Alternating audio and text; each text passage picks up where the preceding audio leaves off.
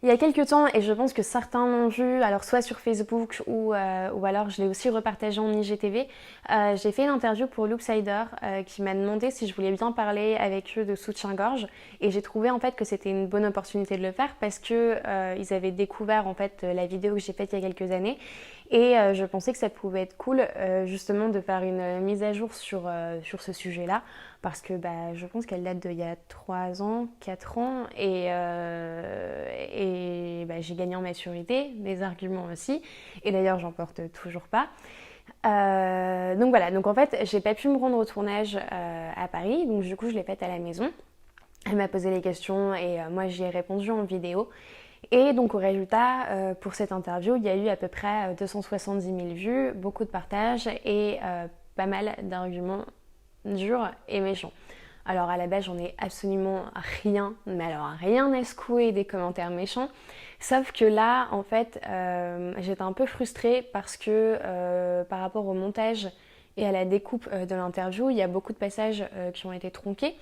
Et donc du coup, je me suis dit que comme droit de réponse, et même pour vous la partager ici sur Facebook, j'allais vous mettre l'interview complète parce que du coup, j'ai encore les rushs comme c'est moi qui les ai filmés.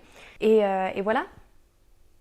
Je m'appelle Daisy Freya, je suis mannequin et comédienne et je tiens également une chaîne YouTube où je parle de mode et de style de vie éco-responsable ainsi que de développement personnel. Si je devais résumer le soutien-gorge en un seul mot, pour moi ce serait la suffocation. J'ai décidé d'arrêter de porter le soutien-gorge en 2012 simplement après m'être demandé pourquoi je le portais en fait. Parce que comme toutes les femmes, je l'ai adopté à l'adolescence parce qu'on m'a dit qu'il était bon pour moi, qu'il fallait que je le fasse, que c'était un processus normal et que de toute façon tout le monde le faisait. Point barre. Et pourtant, j'avais pas l'intime conviction qu'il était bon pour moi. Je me suis sérieusement penchée sur le sujet après être tombée sur l'étude du professeur Jean-Denis Rouillon qui en fait s'est rendu compte qu'il n'y avait aucune étude qui démontrait ses bénéfices. Il a donc décidé de tester les soutiens-gorge pendant 15 ans sur 320 femmes âgées de 18 à 35 ans ainsi que des sportives et il s'est rendu compte qu'en fait le soutif il avait le même effet que si tu portais une orthèse sans besoin réel, c'est-à-dire en fait que l'organe protégé il se fragilise. Et si seulement c'était tout, parce qu'en fait c'est plus grave que ça, ton soutif peut être même nocif pour ta santé en comprimant les tissus et en empêchant la circulation sanguine et lymphatique. Et sans parler des vergetures, des irritations de la peau, de la gêne respiratoire et de l'inconfort global. C'est génial, non? Mais bon, tu comprends, c'est une industrie qui vaut 2,4 milliards d'euros, alors bon... J'ai eu la chance d'être élevée dans une famille qui est très ouverte d'esprit, qui se fout des codes et de la bien-pensance et qui est très self et body positive. Ma mère a toujours fait du topless sur la plage par exemple. J'ai donc jamais trouvé ça malsain de me retrouver face à une poitrine nue. Donc ouais non, je me fous du regard des autres et surtout lorsqu'il s'agit de mon corps, de mon bien-être et de ma santé. Je ne sais pas si arrêter de porter le soutien-gorge, c'était dans une démarche féministe. Parce qu'en fait, j'ai pas envie déjà à la base de me sentir militante exclusivement en faveur des femmes, mais plutôt en faveur des humains en général. Je me considère humaniste plus encore que féministe. Et j'estime et je pense que tous les humains devraient avoir le droit de faire ce dont ils ont envie, tant qu'ils ne nuisent pas à la vie d'autrui. Et je ne comprends pas bien pourquoi le téton féminin heurte autant certains. À la base, si les femmes en ont, c'est pour nourrir un enfant, et les hommes, eux, c'est à cause du chromosome Y. Enfin du temps qu'il met à se mettre en place lors de la grossesse.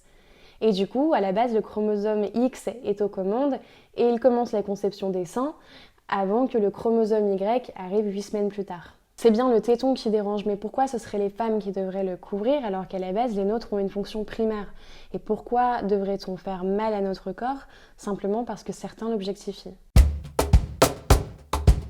J'ai été avec un mec qui ne supportait pas l'idée que je ne porte pas de soutien-gorge et il se permettait de faire des commentaires sur mes copines qui n'en portaient pas non plus en disant que c'était pas joli, que c'était vulgaire, que ça ne les mettait pas en valeur, comme si elles s'habillaient dans l'unique but de séduire en fait. Il avait parfaitement conscience de l'inconfort que ça me procure et j'ai dû négocier longuement avec lui pour finalement accepter de porter des cache-tétons dans l'unique but d'avoir la paix.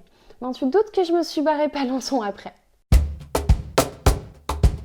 J'ai décidé d'en parler dans une vidéo à force d'en discuter avec des copines qui n'osaient pas s'en défaire à cause du regard des autres. À l'époque de la publication, on n'en parlait pas tellement dans les médias.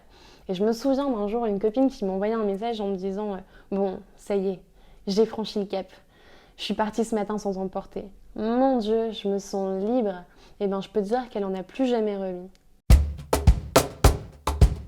Les retours ont été très positifs et bienveillants pour la plupart. Il y a des filles qui se sont confiées, qui ont exprimé leurs craintes, qui ont franchi le cap juste après avoir regardé les vidéos, qui ont témoigné leur expérience. Et il y a eu aussi beaucoup de retours d'hommes qui ont manifesté leur soutien et qui ont même recommandé la vidéo à leur nana. Bon, après, sans grande surprise, j'ai eu quelques commentaires très agressifs d'hommes après que la vidéo soit tombée sur un forum malveillant, comme si ça les concernait directement, quoi. Alors que bon, moi je te dis pas si tu dois porter un slip, un boxer ou un string. Bon alors. Si je devais conseiller une fille qui veut arrêter de porter des soutiens-gorge, je lui dirais d'y aller progressivement. Tu peux d'abord laisser tomber les armatures par exemple et les remplacer par des brassières de sport ou des soutiens-gorge triangles. Et si le fait que l'on puisse entreapercevoir tes mamelons qui pointent ou pas te dérange, tu peux porter des tops amples ou porter plusieurs couches ou mettre des cache-tétons. Mais seulement si c'est pour toi, pas si c'est pour quelqu'un d'autre. Des clichés, j'en ai entendu pas mal, mais je pense que celui qui revient le plus souvent, c'est non, mais regarde les nanas dans les tribus indigènes, elles vivent à moitié à poil et elles ont les seins jusqu'aux genoux. Cet argument repose sur l'hypocrisie et l'ignorance. Les tribus indigènes, c'est exactement comme si tu disais les noirs ou les blancs, enfin tu vois. Et il existe plusieurs raisons à ce relâchement, dont par exemple le manque d'hydratation, l'exposition importante au soleil ou alors le culte, comme le repassage des seins. En fait, les femmes à l'adolescence bondent leur poitrine pour créer le relâchement, pour pouvoir nourrir leur bébé dans le dos tout en bossant. Bah ouais, on n'a pas tout le droit à congé maternité. Et puis en général, les clichés complètement brassés d'air, on s'en cogne, non ?